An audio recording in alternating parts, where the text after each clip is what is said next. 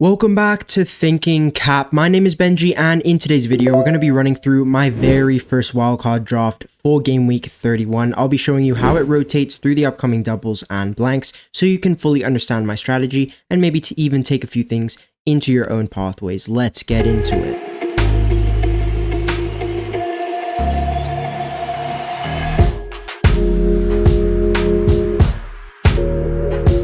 Okay, so before we get into my draft, I'll give you guys a quick rundown on my current chip strategy. I've got all the chips remaining apart from my assistant manager, which I used in game week 24, 25, and 26. And so this is what I'm looking to do with the remainder of my chips. I'm wildcarding this week 31, then I'm planning to bench boost in 32, free hit in 33, which is a double. 32 is also a double, so I'm using two chips in the next two upcoming doubles. And then in 34, which is a blank, I'm maneuvering it naturally. And then in 36, that's where I will put my triple captain, because 36, yes, it could become a very decent size double depending on who makes it to the FA Cup final, but there isn't enough chips to navigate all of the doubles, and it's really, really hard to attack that 36 double if it falls, and that's why I'm putting my triple captain there, because triple captain is a very flexible chip in my opinion, and you guys will get a better idea on how I navigate the next few weeks. I'll show you my wild card, and here we go. Let's get into the defense. I've gone for Dean Henderson in net. Crystal Palace have had a very, very productive season in terms of keeping clean sheets. And although they're double in 32, it's not the best. He's very cheap at 4.6 million. If you look in game week 33, even though I probably won't own him in 33, he's probably the cheapest keeper that's doubling out of Raya, Emi Martinez, Ederson. So he is very cheap. He can potentially double also in 36. So I'm potentially getting a doubler in 36, and he's just very easy to maneuver in and out of in my strategy. Now, I do have GABRIEL in my defense, but he's just picked up an injury against Fulham. I think it was a hamstring pull. So I'm undecided right now whether I go for another Arsenal defender, maybe a Saliba, maybe a Cucurella even, because he fits my strategy. But for now, let's just imagine I have a Saliba in that spot, because I do rate Arsenal's fixtures and how they rotate with my team. Daniel Munoz, he's an absolute no-brainer. Super, super attacking. The amount of license that, the coach gives him is crazy. Oliver Glasner, the amount of attacking license he has is just insane. And absolutely, he's non-negotiable, essential on my wildcard, and he's not moving. So he's basically a lock.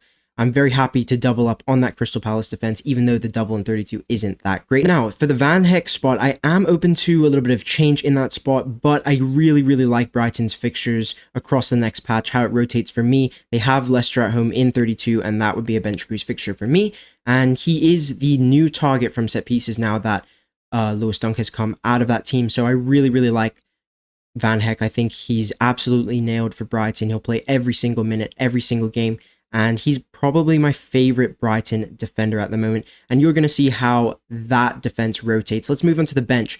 On my bench, I have a triple up. I know, guys, don't call me crazy. I have some reason behind the madness. I've gone for a triple up on Nottingham Forest defense.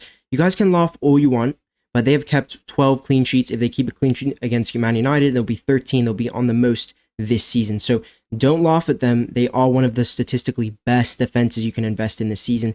And they can potentially double in 36, and they could potentially have a fixture in 34. And that's the key really to my draft, to maneuvering in and out of, and how I'm pushing my free hit 33. I just really, really, really like that Forest defense. And of course, my 8th attacker is my boy João Pedro.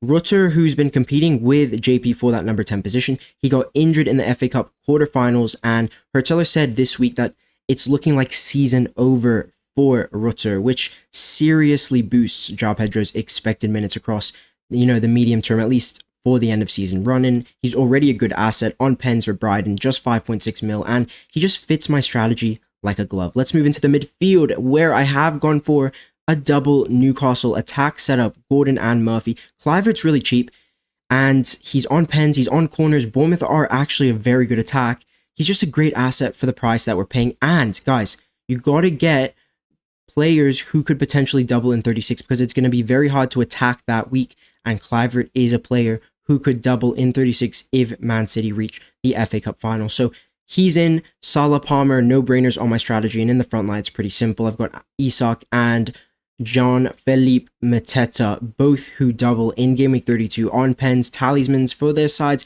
And I'm just really happy owning both on my wildcard. Let's move into how I am lining up for 32 onwards and how this chip strategy, how this wildcard really comes into fruition. Okay, so I've got my Game Week 32 team lined up right here. So in that, I've got Henderson in that double. I've got Munoz, Saliba, aka Gabriel, Saliba, whatever.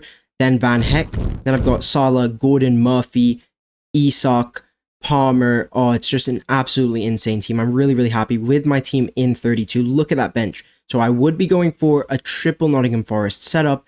And I really think that Everton at home fixture could be a clean sheet. Leicester at home for João Pedro is excellent as well. I have triple up on Newcastle's attack. And the thing is, with Lewis Hall's injury, I think that the defense has slightly regressed, in my opinion. That Newcastle defense, I expected to concede a few more goals. And that's why I do like the triple Newcastle attack, because I've found a way to maneuver in and out of it. Kluivert's there. Look, the team all around has a lot of good home fixtures. I've got 6 doublers and I've got a chip active, so I'm really attacking that double. And I think my bench players have really good fixtures. Let's move on to 33. So obviously 33 would be free hit active in my strategy. And this is where I would maneuver out of my triple Newcastle, who come into Villa away. This is where I would maneuver out of potentially a João Pedro, a Kluivert, all who come into tougher away fixtures in this week. Palmer as well. And I'm really attacking that double, triple Villa attack, which not many people, except for free hitters, will own in this week.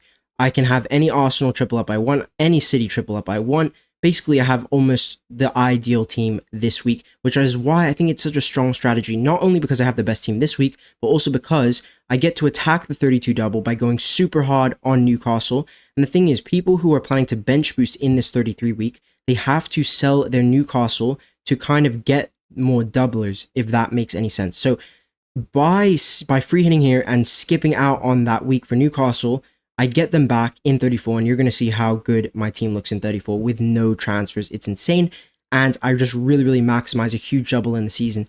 I feel really strong about this strategy, about this pathway. Of course, there's going to be weeks where I lose. For instance, people who are free hitting in 36, I will lose to them long term, but I still think I'm gaining a lot this week. My maneuverability in and out of weeks around 32 and 34 just feels super right. Let's take a look at that blank team. So this is the final week we're going to take a look at, just because 35 onwards, we're still unsure about projections, doubles, etc. So this is my team with no free transfers in 34. This is my wildcard 31 team with no free transfers in 34. Remember, guys, 34 is a blank game week. I have 11 players. I have 11 players in Game Week 34, which just feels absolutely amazing. Triple Forest defense against Brentford at home. And obviously Forest have kept a lot of home clean sheets. I've got Van Heck at home to West Ham, which is a decent fixture. Look at that midfield and that attack. Triple Newcastle against Ipswich at home. So you've got to think, on my wildcard 31, what are the fixtures I'm accessing from my triple Newcastle attack? I'm getting Leicester away. I'm getting the double game week, including Man United at home and Crystal Palace at home. Free hit, so I don't even have them. And then I get them triple up for Ipswich at home, which is, I just feel it's just really strong. And that's why I've opted for this pathway. Obviously, my premiums come into good fixtures. Isak, Salah, Palmer, all at home, decent home fixtures. Kluivert's at home. João Pedro's got a good fixture.